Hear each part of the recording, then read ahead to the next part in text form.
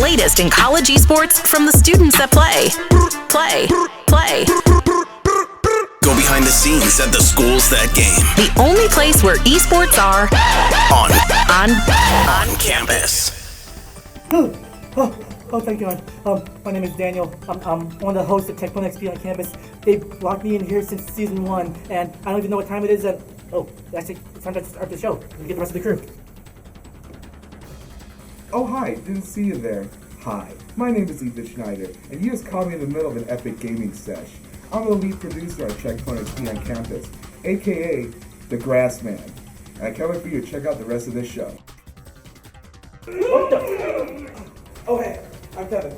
I'm Jacob. Don't mind us, we're just having our weekly argument about The Last Jedi. But when we're not talking about The Last Jedi, you can see us talking about Call of Duty on Checkpoint. Guys, still from the start. No.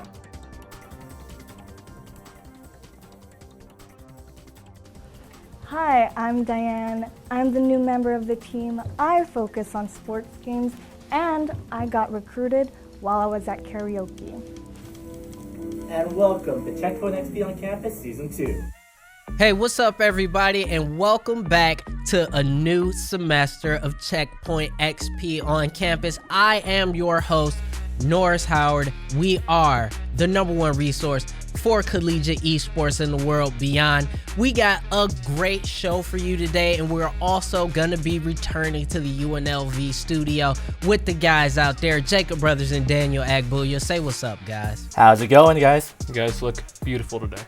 They really do. They really do look beautiful. And the thing is that if this is your first time joining us, or if you are unfamiliar with what we do here, we talk about and report on the latest happenings in college esports, whether that be tournament results, player signings, or scholarships. We are going to be talking about all of it. And we also are going to be able to have this show podcasted out. So wherever you find your podcast, whether that be Apple Podcasts, Spotify, and the sort, you can check us out. And don't forget to always slide over to checkpointxp.com, where you can find all the news that we talk about on the show, as well as our Twitch channel, twitch.tv/checkpointxp, where you can see the live premiere of Checkpoint XP on campus. Now, with that said, we are going to start the year off with some good news, and that is some scholarship. There's some money on the table for esports out there, and it's coming by way of the ESA. Now, if you're unfamiliar with that organization, that's the Entertainment Software Association. They're the same group that puts on E3, and they are providing a scholarship for esports. Now, this is something that is very specific. They're targeting women and minority gamers, and this is the first time that the ESA has provided scholarship money for esports. So we're going to throw it back out to the UNLV studios, guys, and we're going to have a quick discussion about this. How do you guys feel about this scholarship, and what do you think this will do for the ESA and sort of their standing? Because they've been having a rough year with like Sony dropping out of E3 again this year. So how do you guys feel about this? Well, first of all, let me just say out of the way, college is expensive. So if you can get more scholarships, the better. And if you can get scholarships playing esports, that is just fantastic. Right. Yeah, Norris took my point away, because the ESA is definitely in the hot seat right now. I mean, if Sony's not going in the year they're releasing the PlayStation 5, they're never going back. So, ouch. So with that detail out in the air now, they kind of needed some goodwill. And this is definitely a good way to get that goodwill right out the gate. Yeah, definitely. And I really do appreciate how they specified how it's targeting women and minority students here, because there is a lack of representation, and the fact that they want to focus on that shows they know what they want to look like. Right. Yeah. The idea is to have everyone everywhere. Yeah. And that can only be a good thing. Yeah. And the cool part about that is that the ESA reported that according to NACE, over $16 million of esports scholarships were given out over 2018, and very little of that went to women and minority gamers. And so they're looking to help offset that number and get more women and minority gamers involved in collegiate esports. And they're going to try to do it through this. Now, it also, needs to be said that the average esports scholarship is hovering around $4,800 to $5,000. So these are not full ride scholarships. The esports world has not gotten there yet, but eventually we will. And also just a quick footnote, attached to their attached to their computer and video game art scholarship is a LGBTQ plus aspect to that. If you can prove that you have provided service to the LGBTQ community, you may be allowed additional award money for that scholarship. So that scholarship is open for application right now. You can head over to esafoundation.org for more information, and that scholarship closes on March 2nd. So you got to get on top of it. Students, especially, it is really important to, at the very least, try, because the worst thing that can happen is you got a letter that says no. But $5,000, that is a big help, especially to struggling families. So there is no reason to not, at the very least, try. You have until March 2nd, go out there, do the application, write your essays, and then you know what, just kill it. That's right. And so moving on, we're coming back into a new semester, and these guys definitely probably get, they got their game on. They enjoyed their break, if you will. So guys, I want to ask you, what did you get up to over the break? Let the people know, and also let them know some stuff you got into out there in Vegas. My break was nothing but Death Stranding and Call of Duty Modern Warfare. Two of the biggest opposites you can kind of go with. It is a weird dichotomy, but you know what? I know, Jacob, how you feel about Death Stranding. Well, no, just both those games. It sounds like kind of like a C+ experience. You're having an okay time. We're starting the semester off with. You're doing this now? You're really doing this now? Modern Warfare is also okay, but keep going. Sorry, don't mean to interrupt. I like Death Stranding, okay? I'm gonna say that out there. I get why people don't like it. Don't get me wrong. But I personally enjoyed my time with this quiet game. And Modern Warfare, I actually came in Call of Duty late. I never really played a Call of Duty game until like my late 20s. And I really enjoy Modern Warfare. I'm actually getting good at it. And maybe I'll be joining you and Kevin on your Call of Duty talk one of these if you guys invite me. Yeah, well, we'll think about it. We'll deliberate about it. As for me, I got into League a little bit, picked up a second champ. Oh, which is the second champ? Oh, snap. Warwick. He's my guy. Which one is that? Oh, that's a good champ. He's a great champ. He's basically just easy mode. You just click on people and he hits them. It's pretty dope. But I also perfected the Gnar game. The unironically great top lane Gnar. I also run bottom lane Gnar. I'm not afraid. So that's been a lot of fun. That's what's up. I downloaded a countdown app for Animal Crossing, so I can just look at that every couple days. There is a countdown app for Animal Crossing. Just countdown in general. Okay, you say that wouldn't surprise me, but the fact. Okay. So sometimes I put it on the seconds and I just watch it count down a little bit, and I just get a little bit closer, and I'm like, you know what? Time is moving closer to the finish line. But do you want to talk about what we did in Las Vegas? Yes, let's talk about besides what we did living here. Yes, something we did besides living here. So, thanks to CheckpointXP on campus, on CheckpointXP, we got the opportunity to go to the world premiere of the latest expansion for Elder Scrolls Online, and let me tell you, Jacob, it was amazing. Yeah, I mean, not every character was a Khajiit, which was a letdown, but outside of that, it was awesome. Everything they revealed was super cool. All the cinematics were dope. All the gameplay stuff they did talk about, everyone seemed really into. The audience was it was a hot audience, and it was actually very impressive for. It was their first time doing a public reveal like that, and they were so happy with the participation and just the love they got. Well, they crushed it while being modest, which was important, because they could have been like, oh, we're like Sony, let's do this giant thing. And it's just like, no, if you just do kind of just a straightforward, here's our game, we'll put some real trees on the stage. I still question that. I looked, those trees were real. Yeah, real. I don't know where they got them, but God bless them. Okay. But they had themed food and themed drinks. That was super cool. We were able to talk to the director. He was an awesome guy. You taught him a new word. I did teach him a new word, which you will have to see in the interview. But yeah, that's pretty much that event. Yeah. So thank you again, guys, for sending us out. Yeah, that was a lot of fun. We were happy to see you guys. You guys represented very well. Slide over to checkpointxp.com where you can see all the coverage from that event, as well as Jacob's a new Twitter banner, which is quite amazing. If you want to check it out. So make sure you slide over and take a read of that. We're going to have more coming up on Checkpoint XP on campus, where we are going to preview the upcoming Collegiate League of Legends season. That's Riot's official tournament for League. So stick around. We're going to have that and more coming up on Checkpoint XP on campus.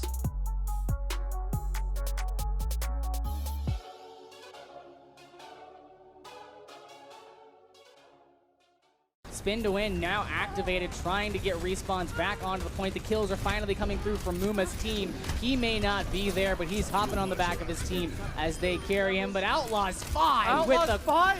What? The Quadra? What? Nobody tell Outlaws 5 you can't one-trick in Mystery Heroes. Wow. Now, to be fair, he was about to go down, but that Mercy that he just let die right behind him kept him alive. MVP on that match definitely goes to Outlaws 5 and the Soldier. That was incredible. Welcome back to Checkpoint XP on campus, your #1 resource for collegiate esports. Your host, Norris Howard here. And don't forget, guys, you can still get involved in all of the cool stuff we're doing here at Checkpoint XP. You could go to our website, checkpointxp.com, submit a story, let us know what's going on at your campus. That way we can get you involved with the story and we can share all of the cool stuff going on at your school in the world of esports. Doesn't matter if it's a cool clip, if it's a great story, or if it's just the fact that you guys even have an esports program. We want to know all about it. So again, head over to checkpointxp.com and share your stories with us. Now, we're going to throw it back to UNLV Studios and talk a little bit with Jacob out there. He's going to let us know what's going on in the world of Collegiate League of Legends. This is the official Riot tournament. So, Jacob, what do we got to look forward to, my guy? You okay, man? A lot. We have a lot to look forward to. I had to break my own canon and learn how to read, and I read a book's worth of so much. Okay, so now you're Galaxy Brain Jacob, right? Painful brain Jacob. But the facts you need to know outside the teams is that it starts January 20th, ends March 29th. I'm assuming it'll just be on the Battlefly College League of Legends stuff. I checked before recording, and there's been no updated stats yet, so we'll see what happens with that. I'll keep everyone posted. And they're changing the playoff format a little bit, so they would do play-ins and then a final 8. Yeah, now so now they're just doing a final 32. And then the final 8 will go to the live event in California. So more schools get to go in. It sounds very streamlined. Yeah, no, they have it together, which I'm looking forward to. Maryville. So, Jacob, I got a quick question. Do we know if that's single or double elimination bracket? Single. Very positive single. If not, I will be sad. But yeah, pretty positive single. The team to beat this year is Maryville. And in last year's playoffs, they only dropped one map. They won the finals 3-0 sweep against Western Ontario. Despite having your least favorite jersey. Least favorite jersey, but I do love the team and their social media. So that's who we're going to talk about immediately because they're kind of the big team. So instead of being on top of the world, right after they won, they had West, Walrus, who was a coach, CKG, Prototype, Saskio. They all left. Oh, like a month after. That is a big drop. So yeah, that was quite a few people left all of a sudden. But as far as the championship roster goes, they had Niles, Wolf, and Clyde. So still almost a full team of championship roster. And in response to that, around the same time, they brought in hybrids: Iconic, Kind, Julian, Evan RL, Value, Shady. So they brought in 7 new players. Jeez. Which Evan RL is a very good player. He's a bot laner. He just came from Columbia College, who is also in the top 8. Yeah, and when I was looking at all the players' profiles, he was the only one that had noted pentakills. So I think this guy might know what he's doing, you know? a man after my own heart in the bot lane, a man after my own heart. So I'm definitely looking forward to Evan RL. I've checked out a few of his clips based on what you've been able to provide for us, and he's definitely a strong player for Maryville. He's definitely worth watching. And so some of these teams have been able to prove themselves since last year's tournament through a thing called the Upsurge Premier League, which is a league for amateur and collegiate NA teams. So basically some college teams were playing non-college teams, which kind of puts them through the runner a little bit. And they got 4th place, so they made it to semifinals. So I think they've been able to turn this around pretty quickly. And what I had written down for what I put for the site is that maybe this is just king of the hill for Maryville. Maybe, because for them it's looking like they're already on top, and they're just going to have to keep on fighting to stay on top. Okay. But if they're already making it to quarters or semis against teams that are not even in the collegiate scene, I'm pretty confident in them. Another school worth talking about is Harrisburg. The Storm. Yes, the Storm, the HU Storm, who we all know and love through journalistic success. They did not make playoffs last year and got third in their Eastern Conference playoffs. And a lot of people just think they're going to go far, and I don't know why. So they picked up 4 new players, which good for them, but they don't use those 4 players really. So they're not in the rotation? No.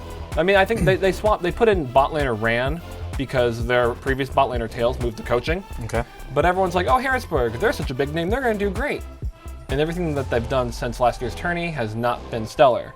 So maybe they should, I don't know, put in those players they picked up. So do you think Harrisburg is getting the benefit of essentially having, you know, a lot of the coverage around their school because they've been successful in, you know, other esports like Overwatch and the sort? So do you think they're just kind of getting what I like to call the Patriot push, which is essentially they're the favorites because they've been the favorites forever? And they're not the favorites, but they're absolutely getting that push just because they were so smart with making sure that everything they did was covered earlier than most other schools.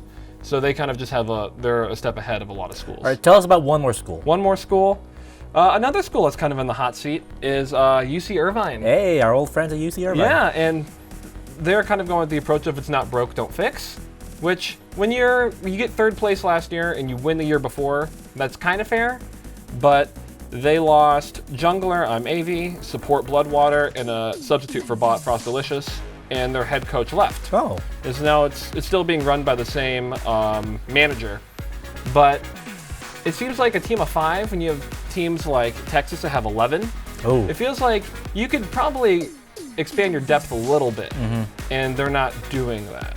And so to you, you know, doing a lot more research in league and talking about it a lot more, do you think that depth is going to play to the advantages of a lot of teams, Jacob? Or do you think that, you know, teams need to go to core 5, maybe one person off the bench the way they do in LCS? Or do you think the bigger rosters will have a bigger advantage? It really varies team to team. So like the University of Texas Austin, they built themselves to be flexible. They have 2 or 3 players per position. All those players have been moved around within the team. So they build themselves like, hey, if this team is really good at X, Y, and Z, we can move these pieces here to take care of that. While like Irvine or Maryville, especially Maryville, they already have their lineup set. So for them, just using the same people is always going to work. But the team that will make the leap this year really quickly is Michigan State. Okay. They're going to make the leap. They kept their core team. They changed out their coaches. They did what a lot of sports, Detroit sports can't do. And in that UPL league, they were first in their group stage and they made it to quarters. So they're already seeing progress. Yep. Well, Jacob, that was absolutely excellent reporting. Definitely awesome and excited to see what's coming up for the Collegiate League of Legends season. We're going to be following these teams, talking to a lot of these players in the near future about their results. So make sure you guys are sticking around for all that here at Checkpoint XP on campus. But we are going to have even more coming up, where Daniel is going to be breaking down a little bit of what's going on in Collegiate Rocket League. So make sure you guys stay right there for more Checkpoint XP on campus.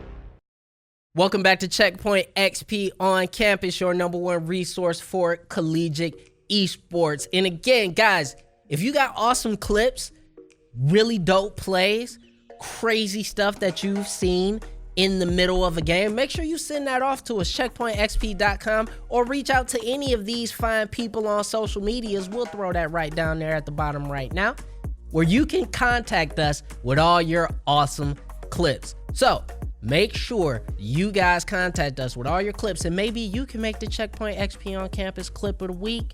Get your profile out there, have a scout look at you, maybe even get some scholarship money. I don't know. It's just a thought. Make sure you submit over to checkpointxp.com and qualify for the Checkpoint XP on Campus clip of the week. Now, we're going to toss it out to UNLV one more time and talk a little bit about Collegiate Rocket League with Daniel Agbuya. Daniel, what's the word, my guy? Jacob, is this what you go through every week? Yeah, it's a lot, isn't it? Yeah, it was a lot. So obviously, it's the start of the spring season of the Collegiate Rocket League. It started, the Open Qualifiers started this past weekend, and they go all the way up until March 16th to the 18th, where we got the playoffs for each region. So once again, we have the East Conference and the Western Conference. Oh, we have the Eastern Conference, the Western Conference here. So let me give you some of the winners from the Open Qualifiers for each conference right here. So for the West, with a 6-0 record, we got UC Santa Barbara. And then we had number 2, LSU with 6-1 with their only loss to Mizzou. And then number 3, we got another 6-0 with UT Arlington. And at number 4, we got Oregon with 6-0. So obviously, we got some killers going on here on the brackets. Yeah, definitely. But having Mizzou with giving that only loss to LSU is incredibly interesting. They were a powerhouse team last season, so it is definitely going to be a team to watch out of Mizzou. Mm-hmm. And LSU's loving their life right now. Yeah, LSU is just like killing out just about every facet. Good time. All right, and on the Eastern Conference, we have UCF with 6-0. And then we got Stockton University at 8-1 with their only loss to South College. Then we got the University of Waterloo, the Waterloo Warriors at 6-0. And then finally at number 4, we got the University of Georgia with their 7-1 with their only loss to the University of Michigan. Again, Michigan. Listen, Michigan esports. I be trying to tell people, but. With that said, Jacob, Jacob and Daniel, looking forward to the season. What are some of the important dates for the qualifiers, sort of, so people can follow some of these teams? And when can we expect playoffs and league play to start, gearing up? All right, so we have one more week of Open Qualifiers. It's going to start on January 26th for both conferences. And then league play starts on February 3rd, and that is going to go on for 3 weeks up until the 16th. And then we're going to have something called the Conference Clash at week 4, February 23rd. Look forward to that. And finally, for both regions, we're going to have the regional playoffs at March 16th through the 18th. Following that, we'll have the grand finals, which is going to be announced at a later date. They have not set that just yet. So we're doing qualifiers January, league play February, playoffs March. Yep. So it's a full calendar. That's a really nice schedule. I like that. That's very just smooth. Yeah, I like it. I like it a lot. So for you guys at the studio, if you had to pick a team that you're going to be following in Collegiate Rocket League, who would you guys pick? You guys already know I gotta follow U of M. I'm obligated as a Michigander to follow U of M. So who are you guys gonna be following? You know what? I'm gonna follow the hot hand. I'm gonna stick with LSU. I want to see what those Tigers can do in esports. Yeah, I was actually also gonna say LSU. I think they're gonna crush it, and they're kind of a fun team to watch right now, just in general. Yeah.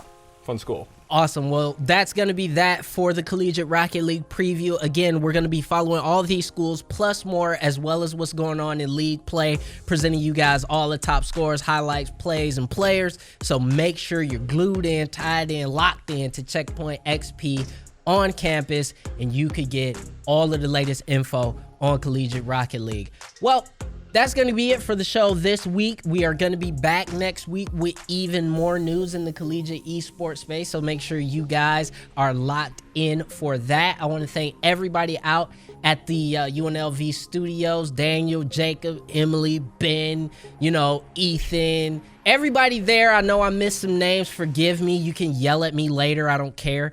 We definitely will also want to thank our producer in studio here in Detroit. That's Rick. We call him Weird Beard. Don't ask. It's because his beard is weird. Also, we want to thank all the executive producers behind the scenes that make this show possible. But we want you guys to come back, so we hope and demand that you return here next week for more Checkpoint XP on Campus. Take care of yourselves, guys. Love you.